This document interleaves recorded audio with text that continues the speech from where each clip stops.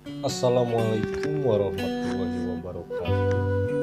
Nepangkeun simkuring Taufik Hidayat di kelas 11 Seni Karawitan SMKN 1 Sumedang. Dina denget ieu simkuring bade ngadongeng dina carita Sasakala Gunung Tangkuban Parang.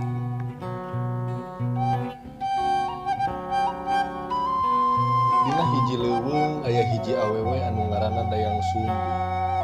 Nyaeta Dayang Sumbi teh boga anak anu kasep ngaranna Sangkuriang. Maranehanana cicing jeung anjing di leuweung barejeung dibaturan ku si Tumang. Eta anjing teh lain sawajar anjing. Eta anjing teh mangrupa titisan dewa anu wujud aslina mah bapana Sangkuriang. Hiji poe Dayang Sumbi hayang ati mencek atuh mangkat we Sangkuriang teh jeung si Tumang kaleuweung. Salila moro Sangkuriang teu meungih pisan mencek. Teu lila Sangkuriang manggih Bagong. Eta Bagong teh saenyana mah wujud hiji dewa anu dikutuk. Si Tumang anu apaleun teh langsung ngahalangan eta Bagong ti panahna Sangkuriang.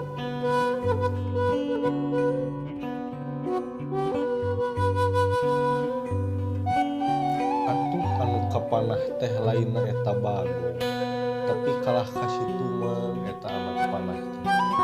Pas pisan kana dadana nepi ka teu lila, si Tumang teh paeh ti harita keneh. Tibatan teu bisa nembunan ka hayang indungna, Sangkuriang mawa ati si Tumang ka imahna.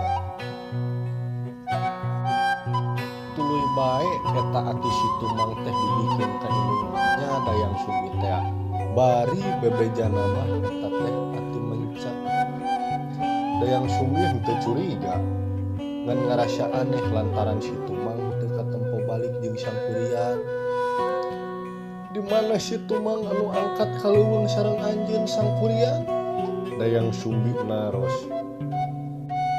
Sangkuriang reuwas, manehna bingung jeung teu nyangka bakal ditanya kitu ku indungna.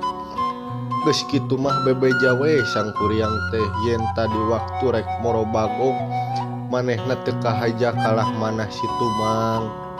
Tuluy bebeja oge yen ati mencek anu bieu didahar ku indungna teh sabenerna mah ati si Tumang. Kacida ruwasna Dayang Sumbi amak manehna langsung bae nakol Sangkuriang ku centong nepi ka aya tapakan dina sirah Sangkuriang. Tidinya mah dibejakeun wae ku Dayang Sumbi teh yen si Tumang mangrupa bapana Sangkuriang.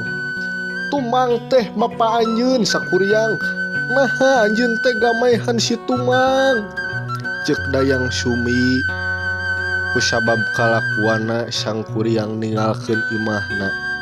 Sangkuriang ngumbara dunya pikeun nyiar elmu nepi ka gedena tur ngaganti ngaranna jadi jaka. Saenggeus mang taun-taun ngumbara manehna balik deui ka leuweung tempat manehna ulin keur leutik. Kacaritakeun Sangkuriang rek mentang nginum ka salah sahiji imah anu aya di eta leuweung. Dupi abdi tiasa nyuhunkeun cai, kuring pangumbara jauh anu neme dugi ka ieu leuweung. Ngadangu aya sasauran Dayang Sumbi kaluar. Mangga akang, dupi akang teh saha, ceuk Dayang Sumbi. Nami abdi teh Jaka, Sum. Walar Sangkuriang duanana teu sadar yen eta teh indung jeung anak anu geus lila papisah. Hiji poe Jaka miboga maksud rek ngalamar Dayang Sumbi. Waktu Jaka rek ka leuweung Dayang Sumbi teu kahaja ningali tanda dina sirahna. Tanda urut baheula Dayang Sumbi nakol Sangkuriang. Dayang Sumbi leuleus sadar yen Jaka teh horeng Sangkuriang. Supaya teu kajadian ditikah ku Sangkuriang, Dayang Sumbi minta syarat ka Sangkuriang pikeun nyieun situ jeung kapalna dina waktu sapeuting. Kuring hoyong anjeun ngawangun situ jeung kapalna dina sawengi, ceuk Dayang Sumbi. Sang Kuryang satuju kana pamenta Dayang Sumbi. Ku sihirna Sang Kuryang dibantuan ku sababaraha jin pikeun ngawangun situ jeung kapalna. Dayang Sumbi henteu tenang manehna ngadoa ka Gusti anu Maha Kawasa supaya pagawean Sang Kuryang teh henteu beres harita. Teu lila kadenge sora hayam tanda yen waktu geus muru ka isuh. Eta sakabeh jin anu mantuan Sang Kuryang teh atuh sieun tuluy gancang baralik ka alamna.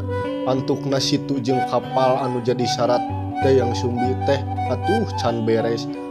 Kukituna Sang Kuryang ngambak lantaran ngarasa gagal. Eta parahu teh ditajong satarikna. Parahu anu ditajong ku Sang Kuryang teh nangkub di hiji wewengkon anu ayeuna mah katelah Gunung Tangkuban Parahu. Mung sakitu anu dicarioskeun ku Sim Kuring dina carita sasakala Gunung Tangkuban Parahu. Hapunten boh bilihna aya kalepatan. Wabillahi taufiq wal hidayah. Wassalamualaikum warahmatullahi wabarakatuh. Panutup catur pamungkas carita tutup lawang sigotaka.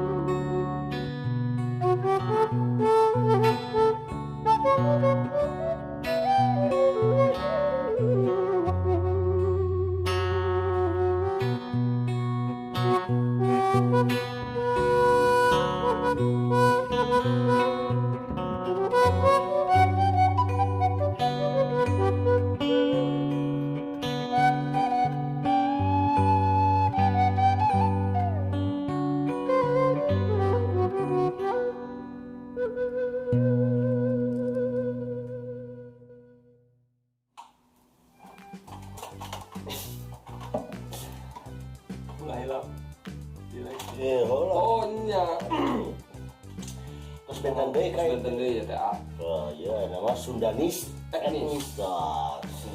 Oh, mereka biasa. Kawan-kawan jangan lupa selalu bahagia, selalu bersyukur apa yang kita punya. Jangan lupa di like, komen, dan share. Dan bila kawan-kawan tertarik dengan baju yang saya pakai, dengan yang baju Aoda pakai, bisa ada infonya di deskripsi. Jangan lupa ditekan loncengnya. Seperti apa? Seperti apa ditekan loncengnya? Penjelang subrek. Terus komen. Terus share. Terus lonceng. Mencawaka. Penjelang dihandap lagi. Rekap 210. Loncengnya. Ting ting ting ting ting ting. Wow.